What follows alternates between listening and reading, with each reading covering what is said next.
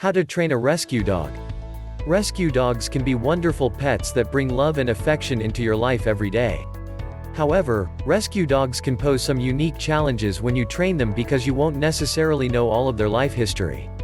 With this in mind, when you train your rescue dog, it's important to start by establishing trust with it. Then you can move on to working on basic training commands and working on the particular challenges associated with your specific dog. Method 1. Establishing trust. Be cautious when you first bring home your rescue dog. Bringing a rescue dog into a new home can be very stressful and scary for the dog. Keep this in mind and don't try to have a lot of physical contact with your dog right from the start. Instead, give it some space and focus on attending to its basic needs, such as giving it food and proper shelter. Your dog is likely to be skittish and stressed out for about a week. Be patient and understanding as it gradually calms down. Feed your dog by hand. One of the best ways to establish trust with a dog is to show it that you are going to supply it with food. For at least the first couple of weeks that your rescue dog is in its new home, feed it kibble from your hand instead of from a bowl. This will make your dog associate both good feelings and good smells with you.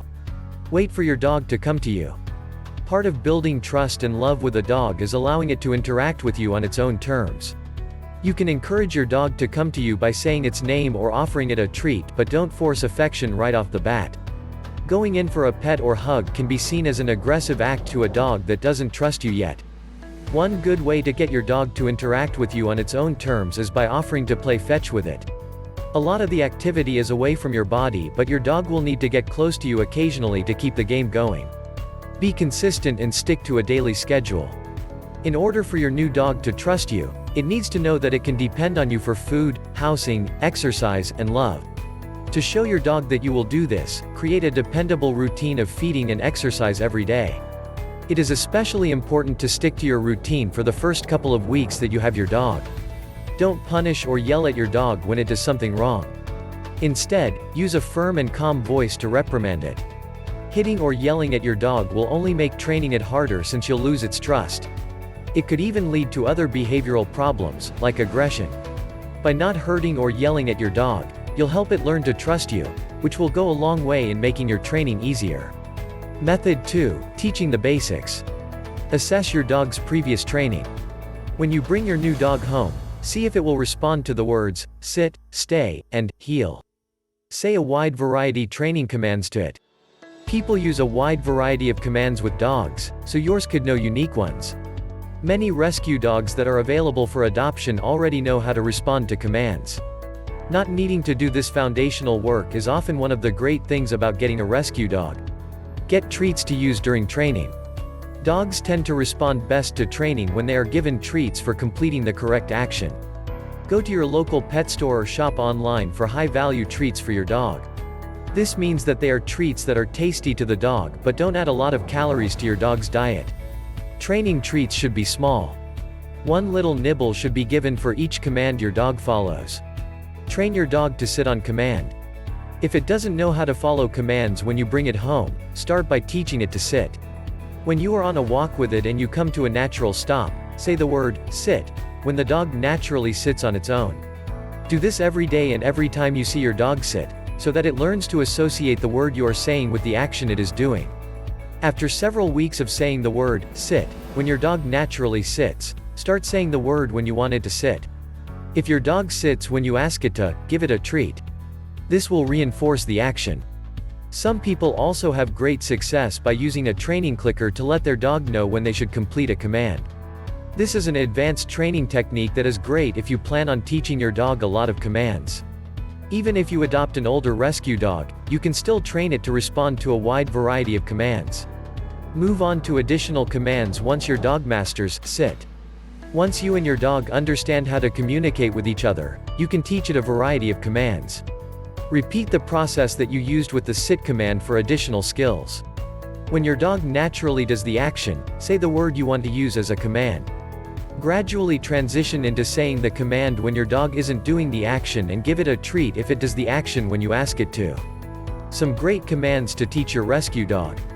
Teach your dog games and tricks that you think it will enjoy. Once your dog has some training skills and trust in you, expand the activities you do with it. Try teaching it tricks, like playing dead, or skills, such as jumping for frisbees.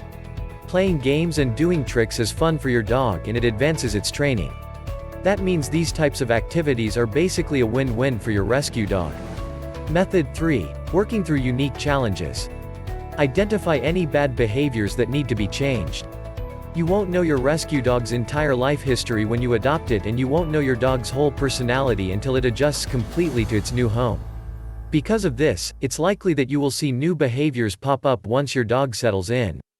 Identify the behaviors that you want to work on so that you can start retraining right away. Many rescue dogs respond negatively to items or situations that you wouldn't expect them to respond to. For example, your dog could bark only at men wearing hats, the noise of a motorcycle, or little kids. Whatever its trigger is, take note of that so you can work on it. Use redirection to eliminate bad behaviors. Many bad behaviors that rescue dogs exhibit can be changed by training the dog to focus on something else. For example, if your dog barks at your doorbell, it's hard to prevent that behavior by saying, "No." Instead, work on training it to lay down when the bell rings by using positive reinforcement and treats. Be persistent and committed to your training sessions. Even if you have an older rescue dog that was never trained or a young, ill-behaved dog that experienced trauma, being persistent and not giving up on training will make a huge difference in its life over time. Just remember, an old dog can learn new tricks if you just give it enough time and patience. Hire a pet behaviorist or trainer, if necessary. Some rescue dogs have experienced a lot of trauma and they have a hard time functioning and being trained. If your dog is like that, then it's a good idea for you to hire a professional to work with it. Both a professional behaviorist and a professional trainer will have the skills and knowledge to help you and your dog. There is a difference between trainers and behaviorists. Pet behaviorists typically have graduate degrees in animal behavior. However, both are typically experienced with working through behavior problems. Don't forget like and subscribe my channel and click on bell button for more videos.